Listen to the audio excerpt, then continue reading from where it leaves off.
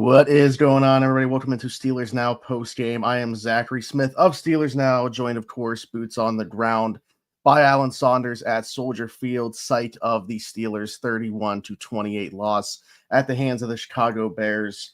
Alan, I typically ask, how you're doing. I'm sure the people, while they love you, don't really care how you're doing. They just want to know about this football game, how we got to the result that we did. I always, really struggle doing these post games in terms of analysis, right? Like watching the game live, whether it be in person or on TV, you just don't have the same perspective as being able to go back and watch it. So it's always interesting to see how this conversation goes immediately following this, and then how it will go throughout the course of the week, morning rush, afternoon drive, et cetera, et cetera. But what are your overarching takeaways in terms of why the Steelers got the result that they did? Yeah, I just think the Bears were better. I think Caleb Williams was better than Mason Rudolph. I thought the Steelers ran the ball very well, but I thought the Bears' passing game more than made up for it. They weren't really able to pressure Caleb Williams as much as I thought they should have, and they had several opportunities to add a takeaway to this game, especially in the first half, that I think end up costing them. And they were not highly penalized, like, compared to the Bears, but I felt like the Steelers' penalties were extremely painful for them. And I don't think they handled the ends of the two halves very well. And when you get two teams that are fairly evenly matched, that's enough for you to lose a football game. Yeah, obviously starting to get some comments already. John's here, Desert Cactus. We'll get to you guys here in a second, obviously, as we go through here. You mentioned the Caleb Williams aspect. That's kind of where I wanted to start first, because I know it was a big point of emphasis throughout the week. Was this is a guy that holds on to the football a ton, literally longest time to throw in the league coming into this one. Was he going to go? There were certainly moments in this game where he did, but I also felt like we did see kind of that Herbert Lovish approach. Not to the same level of Joe Flacco, but he did adjust a little bit, cut that to 2.6 seconds time to throw in this game. Pittsburgh only generated pressure on 18% of his dropbacks, at least on the initial charting of such. Again, do you feel like that was like a big point of emphasis from them? Is it too hard to tell? Or do you feel like that's just kind of like the way that the game played out, what they gave them? I think in many ways it's the way the game played out. And I don't even think Williams was, like, particularly good. He was just better than Rudolph was, right? Like, I don't think he was awesome in this game by any stretch. Finishes with 104 passer rating, mostly because of the 3 touchdowns. I think the Bears stayed on schedule better. I thought Ben Johnson was better than Arthur Smith in this game. Not that I think Artie was bad, but I thought the Bears offense flowed better than the Steelers offense, which was very herky-jerky. Of course, having your starting quarterback is going to be a big difference there. That to me was a big part of it, right? Is like, I talk about this all the time, but just feeling like, man, this team cannot endure any step backwards offensively. They take a 5-yard penalty, 10-yard penalty, drive might as well be over. Chicago was able to make up for it at times in this one and still be able to pick up the sticks. Yeah, look, I think the bottom line is you don't win a lot of games when you go on your road with your backup quarterback against a team that's in first place in their division. I felt like the Bears had a very hollow record. I felt like the Steelers could and should have won this game. I don't feel any differently now. But when you're in that situation, it doesn't take, like, big red marks to go from a pass to a fail. Like, it's just a couple of things, and that's certainly what it was for the Steelers here. I agree with your sense that it's difficult to assess. I don't think there's an easily tied up narrative to why the Steelers lost this game. It's 30 different moments, most of which aren't particularly related. Yeah, I don't want to say the Steelers didn't take advantage of their turnovers. Obviously, they recovered a fumble in the end zone for a touchdown. But the Bears, 3 turnovers, if you include the turnover on downs, scored 3 touchdowns off of those as well. I know that's, I guarantee you, I'm sure, I don't know what he said post-game about it, but certainly when Tomlin gets asked about it, I'm sure on Tuesday, he's going to say the hope is that your defense is able to not give those up. You got to be able to withstand that momentum swing and not allow 7 on the board the other way. Yeah, there's been signs that the Steelers' defense was kind of turning things around these last couple of weeks. And I don't think this is just an outright awful performance for them either. Um, but it's very clear that this defense is not going to take this team anywhere worth going.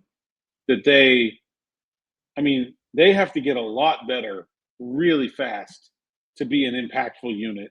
Right now, they're just kind of out there. I mean, they score a touchdown, which is great. Hmm. Takeaways, very good. But the Bears, they ran 4 yards of carry. It's okay. Um, it's too much time for Caleb Williams, and they can't get off the field in big circumstances. Um, Yeah. these are Yeah. things that, like, if you talk about the Steelers defense like the unit they've been, are not surprising or unacceptable. But when you look at the way they were assembled and the expectations for this unit at the start of the season, Hmm. they are miles and miles from there. And whether fair to them or not, what's on the other side of the ball as well. Because the move to Ramsey at free safety, getting Kyle Duggar, that obviously steadied the ship a bit. I agreed with your assessment that it's not going to all of a sudden take them to be an elite unit, but I felt like they could stay above the water with that as the do, and they had found at least something on defense to obviously get them to obviously play better than where they were at. But still, that's obviously not good enough when you're talking about basically having to be the backbone of the entire football team with what the offense does. So they're just obviously they're not at that level. We're far enough into the season to say they're not going to reach that level. That's beyond us. I feel like at this point. So Yeah, I guess if you were holding out any hope, it should be clear now. Father, of course, joining us, Father Abram. Interested in your thoughts on the offensive play call. Seemed like they could have run the ball a bunch more. There are two big usage things in this game that I don't understand. One is, again, I don't understand Gainwell over Warren so much. Obviously, his numbers get out of whack because of the 55 yards on the fake tush push. Outside of that, it's 9 carries for 38 yards for Gainwell. You know, I just think Warren is a much more effective player. I really don't understand the split there. And then the one on the other side of the ball, that there's way too much Malik Harrison in this game for Again, a by the way. game that I don't even really see. Did Cole Holcomb play any defense? Didn't I know would have this one. much rather had Cole. Now, I don't know how healthy Cole is, whatever. He's healthy enough to play, fine. Doesn't mean he's great. But, the Bears run the ball a lot, yes, but they're not a power running team. They're going to run to the edges. You got to have guys that can run. There were so many passing reps, but you got Harrison out there against Loveland and Komet, and it's those are mismatches. I thought if Williams had been sharper, the Bears actually left a lot of plays on the field. Not because of anything the Steelers' defense did to prevent them from being made, just because the Bears weren't good enough to take advantage of it. Yeah, he sailed a couple, to your point, like Kyle Duggar could have had a couple interceptions in this one. Wasn't super accurate, a lot of balls behind. Roma Dunze, Luther Burden missed a couple as well. So, yeah, there was certainly meat left on the bone for Chicago's offense with what was out there. A couple people bring up how did we feel about the play of Mason Rudolph in this one. Nothing, I would say, necessarily surprised me about it. The deep ball, which had, previously, certainly when he came in as a prospect, was kind of the calling card of his game. I don't know what it is. He can throw it far, but it just looks like there's helium under that thing. It looks like he's just going straight up into the air. Didn't give his receivers chances to make plays on the ball a bunch in this one. Over 10 air yards. Didn't seem like anything was really competitive. Yeah. The interception, badly underthrown. There's one later in the game that should have been an interception. Roman Wilson breaks it up. There's another one to Roman Wilson that's not close. Roman kind of cuts back the inside of the ball into the outside. I think some of that is probably just lack of reps between Mason and these guys. I doubt he's thrown to DK very much at all. He should probably have thrown more to Roman in training camp, but it's been a while since training camp, and so these are the kind of I think the Steelers kind of did themselves a disservice with the quarterback situation. Aaron Rodgers took a lot of first-team reps this week. A lot. I would venture Yeah. to say on Friday, probably more than half. And so, like, I, I don't feel like I feel like the waiting to make a decision left them with a quarterback who was less prepared than he could have been. I actually feel like that's probably where we should have started the show, because when we last would have spoken on Friday, we were pretty confident that it was going to be Aaron Rodgers starting this one. Even yesterday, I would have been fairly confident that Aaron Rodgers would be the one starting this one, and then it doesn't happen. What was your reaction, first off, I guess, when you saw it? And I was going to ask if you feel like there was any malpractice with the way that they handled it, but I guess you kind of answered that in terms of the reps given throughout practice this week. Yeah, I was driving into Chicago when it happened, and there was. I was surprised. I thought, given what we saw from Rodgers on Friday, that he would be the one to start. I don't understand waiting to make that decision on Saturday if you could make it on Friday and know going into your last practice of the week who your starting quarterback is going to be. It felt like everything was leading up to Rodgers playing, and then he didn't. I don't like that process. Do you think they were trying to play a game with the Bears that didn't need to be played, like keeping them on their toes? If they were trying to play a game with the Bears, it absolutely didn't need to be played, because they're not changing their preparation one friggin' iota between Rodgers and Rudolph. I mean, they have different talents, but like the offense didn't change. It's all the same play calls. You didn't see any Rodgers or Rudolph out there attempting anything that Rodgers. I mean, he ran away from one play and then ended up getting called back because of penalty. Like, it's. So if they were trying to play a game with the Bears, that was really dumb. I personally believe it was probably just simply indecision. And I think they would have been better off deciding earlier in the week who the quarterback was going to be. Interesting question. Especially the way it went. If they had eventually gone to Rodgers, I could have lived with the process up to that. But it felt like they were setting themselves up for Rodgers to play, and then he didn't. This is a hard pivot, but I like this question from Gino. It's would you have gone for a 64-yard attempt with Boswell at the end of the game as opposed to that 4th and 8, somewhere around there? 57. It would have been a 65-yard field goal. I don't know. To be honest, by the way, I mean, this is I don't know what Mason obviously is seeing, but he had Calvin Austin on the 4th down play, it looked like. But I think that they're like, especially in the last drive.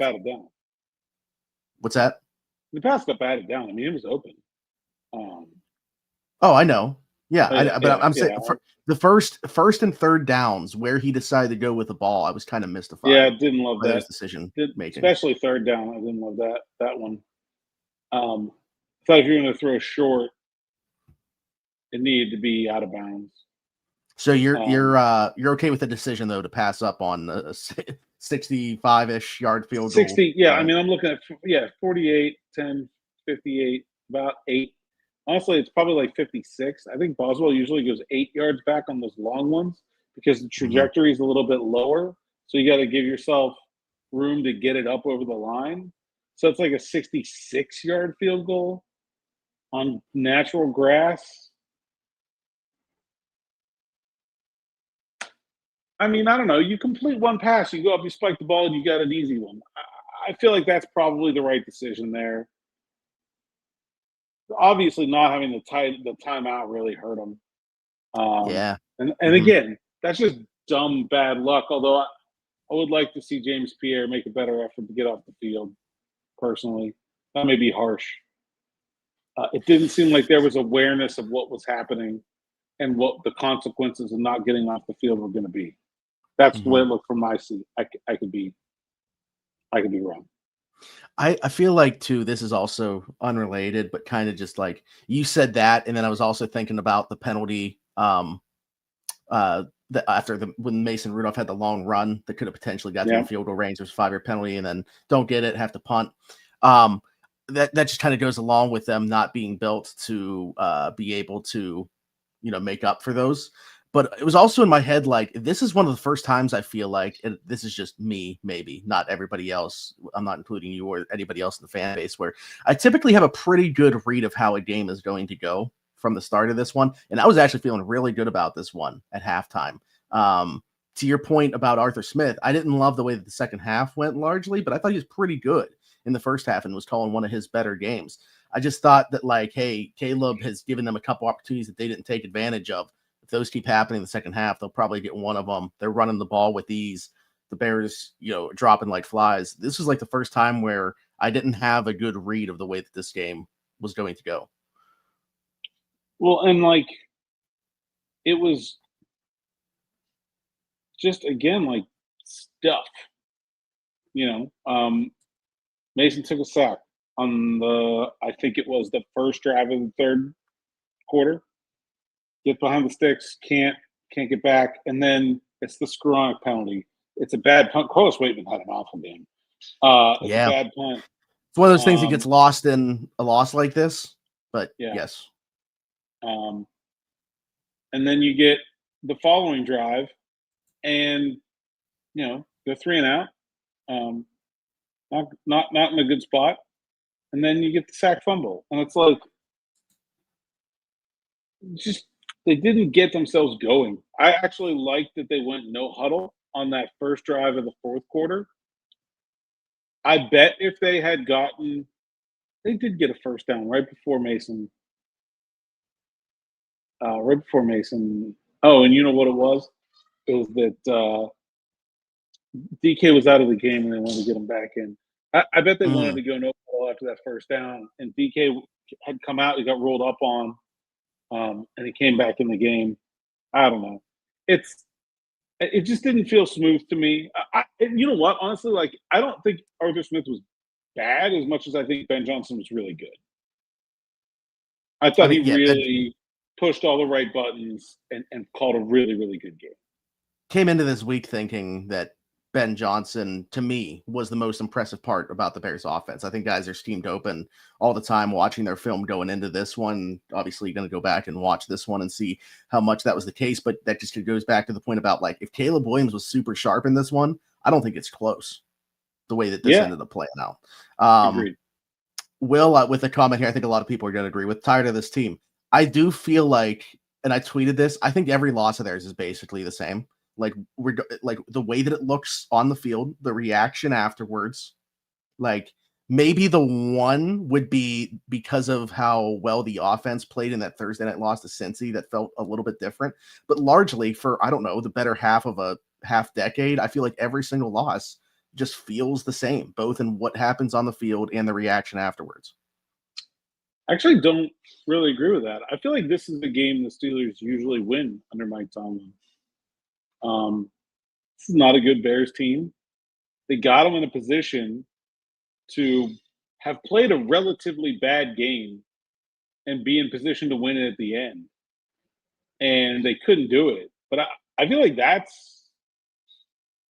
the gamer was Steelers win until very late in this game. I felt like they were going to find a way to muddle through it, even though they weren't. Very similar to the Jets game, where, like, they weren't playing very well, but find a way to come out with a win. I was assuming something like that was coming. I just feel like these are games that Mike Tomlin usually wins. Isn't that so often said after losses recently too? It's like, hey, they lost one. Normally they end up winning that one. Like Seattle, weird stuff happens towards the end, and this season, yes, I'd agree with that. I felt like the defense didn't make good adjustments on quick change, and the end of the half. They played poorly at the end of the first half. They played poorly at the end of the game. That is not generally the way Mike Tomlin the way that Mike Tomlin teams work is that they outperform their numbers by being good at things like turnover margin, those extra possessions at the end of the half, things like that. And they were, I thought those were probably the worst drive for the defense and for the offense was right there at the end of the half and the end of the game.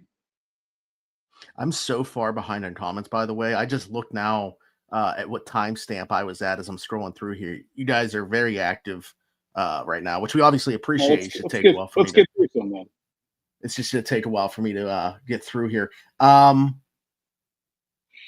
A lot of people blaming the defense, so I guess we can take one from there. This categorically the worst Steelers defense ever, on pace to give up their most yards ever. And I know how we've talked, obviously, about the yardage, especially in today's day and age. If you keep teams out of the end zone, largely you're pretty happy with your defense. But what's your take just overall on the defensive performance? Yeah. Didn't do that. They didn't keep him out of the end zone. Kick one field goal, and the Steelers win the game. And that's the difference. They get them a 3rd and goal to 2. Not a good rep.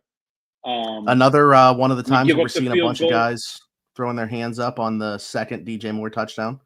Well, that was busted coverage. Yeah. But you give up a field goal at the end of the half, where you got them. What was it, 3rd and long? And they convert to keep the drive. Yeah. Mm-hmm. Like, those are the ones you can't have. I mean, they're going to get theirs. I don't care about the yards. It's the points. Like, that's those two. It was also the very next play after the Kyle Duggar dropped interception. Was that right? 3rd? Right. Yeah. Intercept that, and the Steelers probably get a field goal there. They only need 20. You only need 20 yards to kick a field goal if Duggar catches that interception.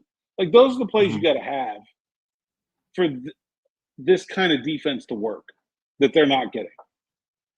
Pierre dropped an interception too. Yeah. Also, anything, I guess we should have, normally I start with this, but anything injury-wise coming out of this one that was immediately touched on? Talked to Broderick Jones afterwards, was concerned about him with the stinger designation. You never really know. Sometimes they're very minor. Sometimes they're, frankly, career-threatening. He seemed like he's fine. Seemed like he was in a lot of pain, but he's good to go. Seemed like he kind of wanted to try to get back in there. I don't know. I don't want to speculate, but he seems like he's okay. So that's good news.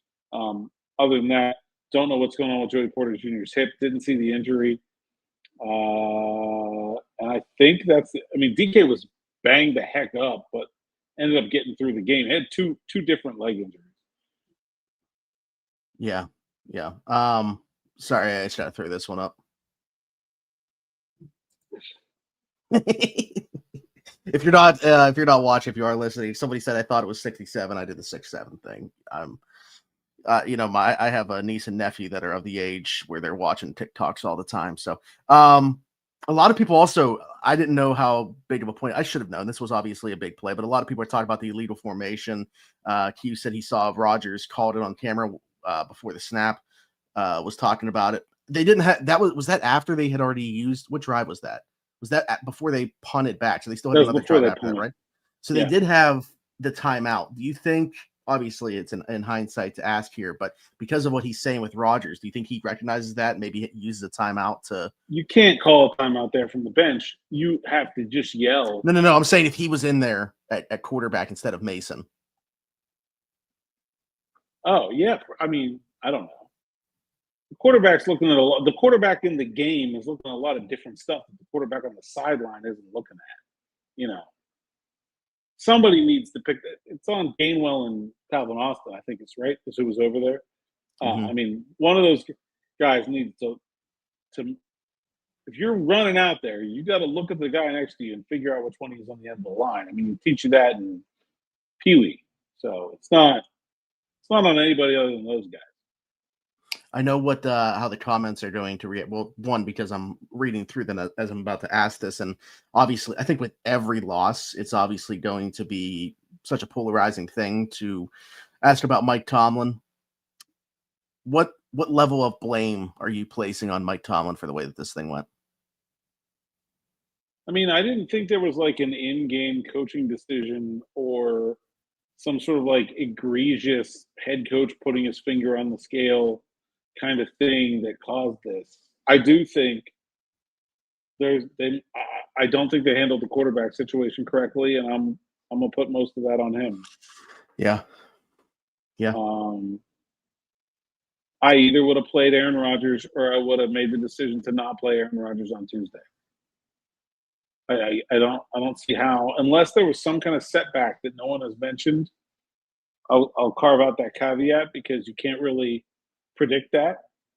But nobody's reported that, and there was lots of reporting that was breathless over the last 48 hours. If Aaron wants to play, sure seems like Aaron Rodgers wanted it out there that he wanted to play. I think I would have let him play. So yeah, Okay. I mean, I think that should be on.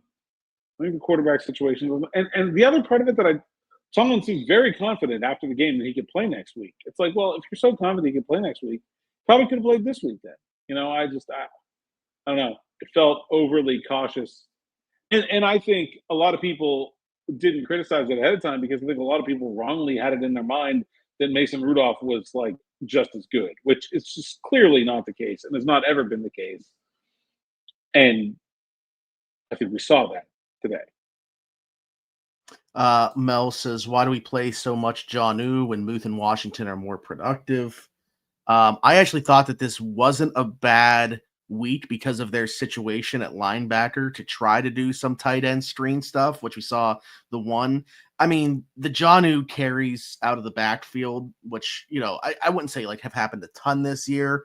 And he did score a touchdown against the Jets on, I know it's considered a pass, but basically that type of play, understanding that it like largely to me does feel like a waste of time in those touches. But if you're watching Jonnu this year, he's not beaten man.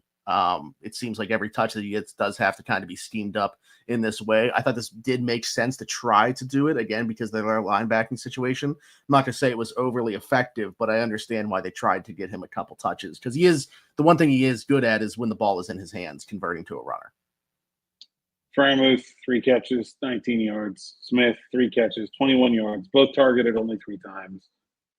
Like, I feel like having Jonnu Smith is kind of a waste at this point because he doesn't seem to add anything that they can't get from the other guys. But it's not hurting anyone other than their own individual statistics to split up the playing time. Mm-hmm. Yeah, I just feel like they should largely be living in 12 and even 13 personnel. And I would play, obviously, 88 over 81 pretty much every time. So I understand. Jonnu can't block really at all in line. Yeah. He can block a little bit if he's moving, but he's certainly a more limited player that you can, in terms of how you have to deploy him schematically. But he is also a better athlete with the ball in his hands. You get some give and take there. I don't think I see an issue with the distribution of reps at tight end. I appreciate this comment from Ulysses just because I'm going to summarize this in a much different way. He said, none of this analysis matters because whenever they get to the playoffs, they lose anyway. Tomlin and staff are mediocre. Players are poorly coached and soft. I read this as nothing matters. We're all going to die. Eat Arby's. Yeah. I mean, I would not say that. I don't think that is written right now. We have a long way to go to the playoffs, man. I mean, what are we like? This is week 12. You got 6 weeks left. Think about all the changes that have happened and the permutations of the roller coaster ride that have gone on in the last 6 weeks. You got 6 more of those coming up. I don't think the Steelers are in a great position right now. Don't get me wrong. They're in a worse position than I thought they'd be. They're in a worse position than I think they should be. But they're far from out of this in terms of finding a way toward getting back to where we thought they would. I mean, defense looks tough, but I think the offense has actually shown promise. Like, the defense is not going to be as good as we thought it was going to be. I think that much is clear. But the offense is, even when they're not playing particularly well, still better than I think we thought they'd be coming into the season. Yeah. I mean, even here in a game where you play Mason Rudolph, and we're saying Mason Rudolph didn't play great, he scored. Yeah, it's one of the touchdowns was on defense, but I mean, it's not like they were unplayable in this game. Yeah, I mean, compared to expectation, I think that's the important thing is compared to expectation. Right. But yeah, I guess I, along with everybody else, was hopeful that somebody would separate themselves, whether it be Calvin Austin or Roman Wilson as another option in that receiving game. And I feel like that has not happened. No. And I don't even think that the tape's been great necessarily as of late because there was early in the season, right? Like we were talking about, Calvin's not getting the ball, but if you go back and watch him individually, he's playing pretty well. I don't know what's going on the last couple of weeks. I haven't felt that way. Yeah, really since he came back from the injury, hasn't been. And maybe that's it. Yeah. Great. Roman's been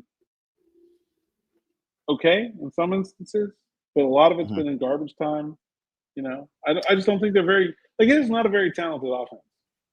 I don't think right now they have a player who is in the top 10 at their position at any of the 11 spots. Like that's it's really hard to win games that way. Like they're doing okay. Healthy Like Jalen Warren. I mean, he's probably right about 10. Yeah. Yeah. But like I just think I think in general Arthur Smith has done a pretty nice job. This offense just isn't very good. And they're kind of getting the most out of the offense. And obviously, when you don't have your starting quarterback, you're not going to play great. But the defense is the real disappointment here, and to be carved up by this Bears team, which is just not good. I think they really should drive that point home. DJ Moore has looked uninterested in playing football a lot of this season, and he had 2 touchdowns in this football game and beat Jalen Ramsey incredibly clean on the first one and was uncovered on the second one because of a coverage bust. Steelers fans not going to like to see me pull this one up, but it did put a thought in my head. Can I say flock? The Ravens move into first place in the AFC North. It did put into my mind too. This past week, I know that we were talking about this. The Bears maybe being a bit miragey, if you will, with their record at 7-3.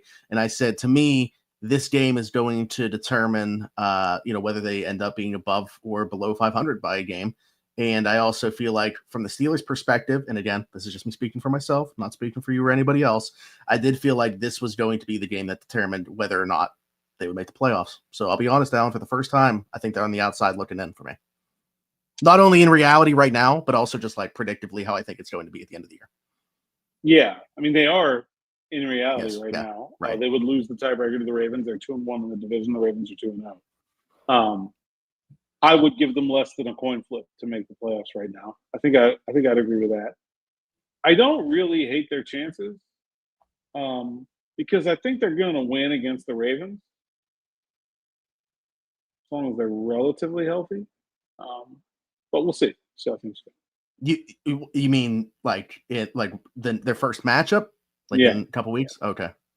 Yeah, I think they can win. I think they can beat the Ravens. Almost lost the Jets today, by the way. Like they are far from smooth sailing in Baltimore. Also, obviously the Bills did not play very well on Thursday and have had large stretches of not playing well. They come here next week, so I just.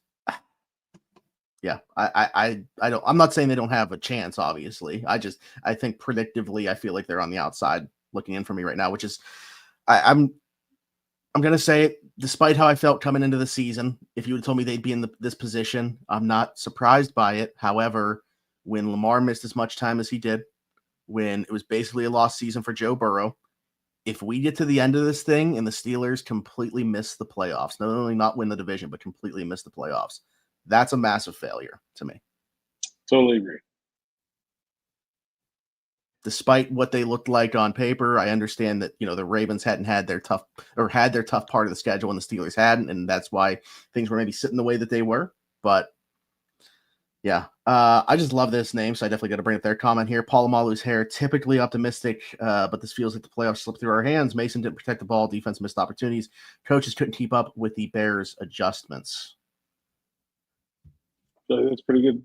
Pretty on. I don't know how much to add to that. Pretty on point there, Paul there. Yeah, I was gonna. I mean, I feel like adjustments, right, is pretty much can be like an all-encompassing thing, and like what exactly falls into that. Yeah, I didn't feel like there was a lot of adjustments necessarily. I just felt like the Bears were better. Like I didn't see the Bears out there doing different stuff in the second half. It was all the same stuff they did in the first half. They just stopped screwing up. Yeah. Desert Cactus, something we haven't touched on, I guess, yet. Thoughts on the offensive line? Thought they looked pretty good. I thought Mason had a lot of time. Also, the Bears defense, bad. So I thought they run block. Oh, this is yet another game where I feel like if the Steelers just run the ball 10 more times, they probably win. I think I've said that in almost every loss this season. I just smacked my elbow. It was pretty painful. What came to fruition, but not on the side that we thought it was going to, is Darnell Washington one-on-one blocking Montez Sweat. And not like he held up pretty well, but like because of Mason's route, like the one time Sweat kind of like traces back and ends up getting him and forces a fumble. The 2 impact plays from Montez Sweat when he ends up with a one-on-one against Darnell Washington, when we said we might see that on the other side with Cole Kmet being given those one-on-one assignments against Herbig and TJ. Yeah, I thought Herbig was very quiet. Very, very quiet in this game against a third-string left tackle.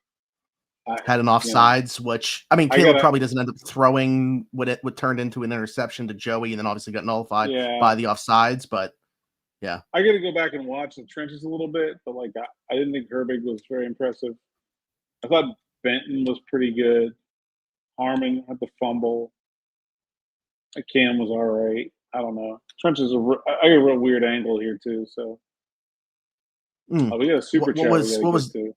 What was different about real quick before I bring that up? What was different about the angle? I guess is that different everywhere then? Kind of just like the placement of where the press box we're is. all over the place now. It used to be press box in the same spot every stadium. Now we're all over the place. I'm in the corner of the end zone here, kind of. Okay. Yeah, it's not great. Stephen 116th, I believe the one you're talking about here. With the talented defense, number of issues this year, it's got to be coaching. So many coaches do more with less talented players. The defense has sucked at least the last 5. I'm glad he said playoffs, like specifically, obviously in the playoff losses.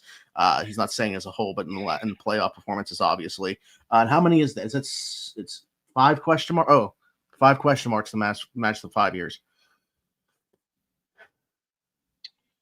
I mean, I don't really think it is a lot. I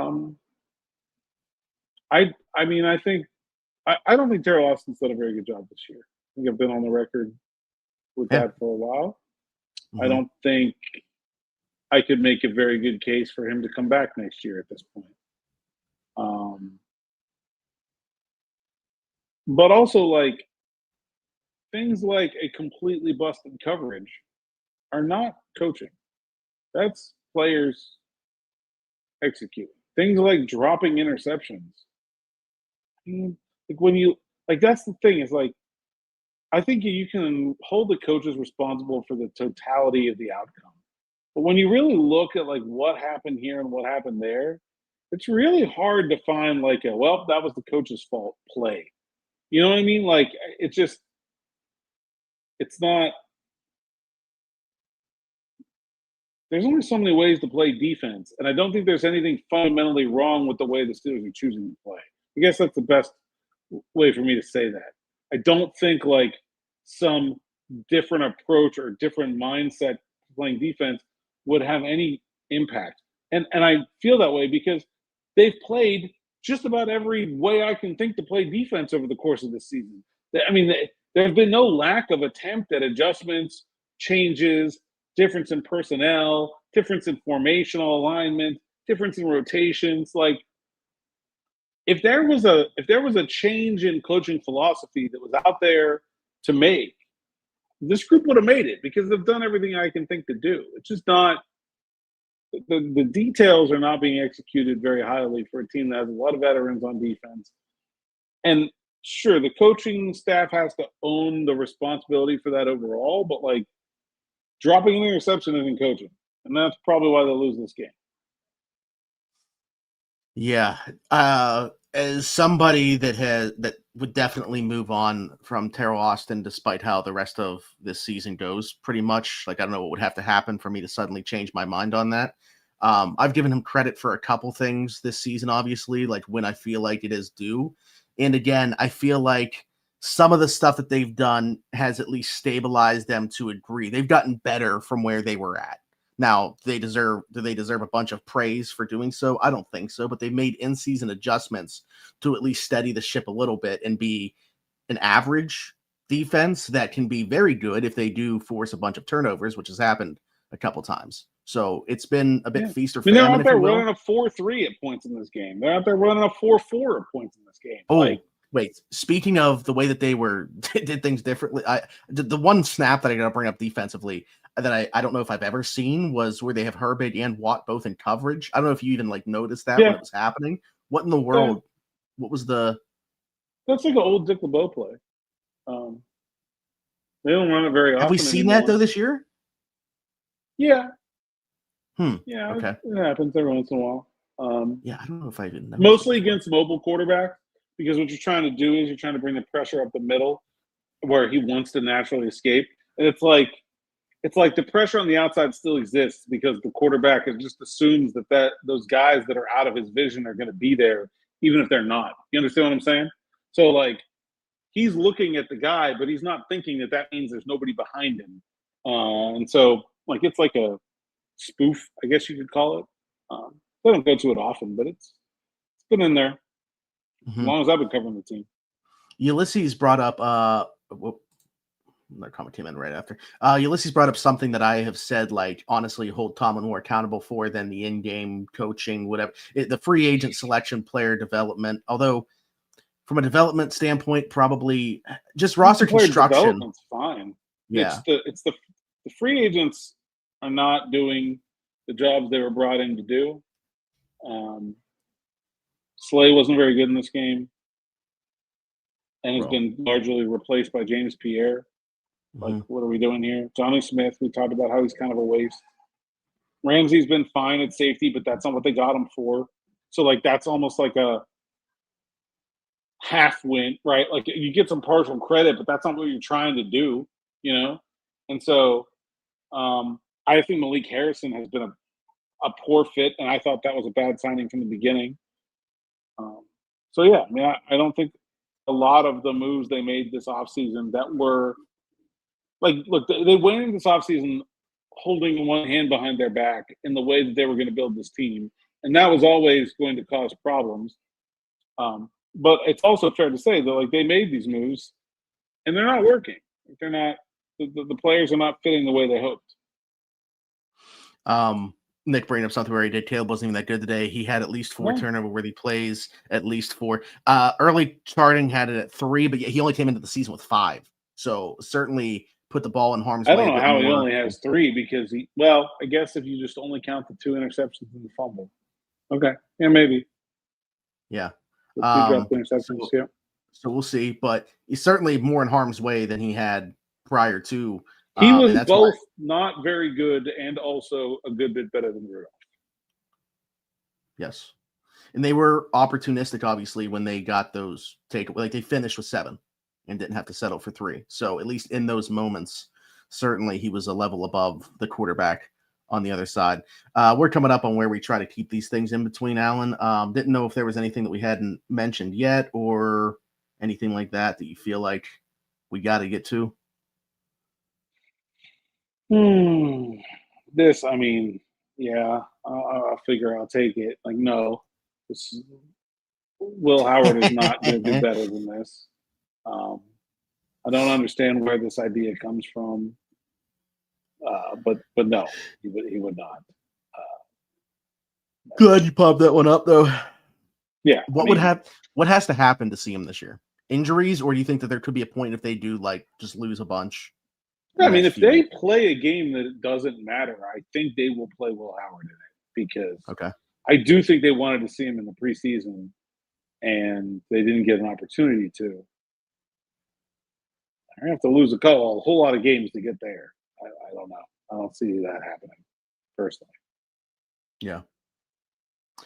All right. I'm going through here. It's largely a lot of the same stuff that's already been talked about. And obviously, we're going to talk a lot about this more after we go back. I'm sure we will both rewatch this. You'll do Morning Rush. We'll do Afternoon Drive together. But yeah, I don't know. 50-50 on Morning Rush. We'll see. I am staying in Chicago tonight. So I bet throughout the week in general. But yeah. All right. But I just like to give people a heads up when there's a chance they might not be coming. So. Programming note. All right. Looking forward to we should get a notes on the road. Oh, did you post on Instagram? Told me to ask you. I did. Okay, I haven't been on Instagram. Yeah, Walter Payton statue, very cool. I gotta say this. The Bears are such a cool franchise, and it's such a cool fan base. And like it has such awesome history. I love their fight song. The stadium is deeply weird, but very unique. It is exactly as it was described to me, where like somebody just like dropped a modern NFL stadium inside a 1920s vintage NFL stadium. It's basically what they did. It's very, very bizarre. But like just like walking around, like when you're walking in and the uniforms you're seeing when you're walking in are like McMichael, McMahon, Butkus, Ditka, Peyton, Singletary, uh, Refrigerator Perry. Just a cool franchise that I think the NFL would be better if the Bears were better. And I don't know. Maybe they're on See the if way. they got something with this quarterback, but I just think it's there's a few places where you feel that. You feel that in Green Bay. You feel that in Kansas City. Obviously, Pittsburgh's like that. I think the Bears are one of those teams. So it was cool. It's the first time I've been here, and people were really Did nice. you get your time beef?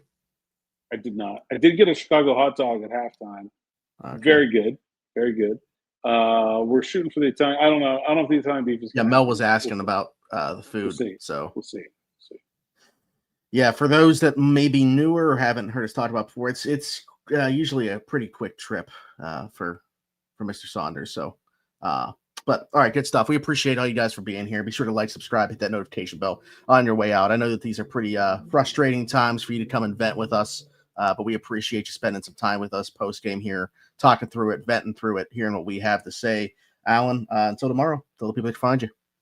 Hey, Saunders _PGH on X, Instagram, TikTok, and Blue Sky PGH. Steelers Now sites account, SteelersNow.com. Go there, read the word so I can get paid. My column will be about how the Steelers are running out of time to figure out their shit, basically. It's like the rat that meme that's going around right now with the rabbit holding the big pocket watch, pointing at it. Yeah, Clock's ticking. Yeah, that's exactly what it is. Yep. The clock is ticking.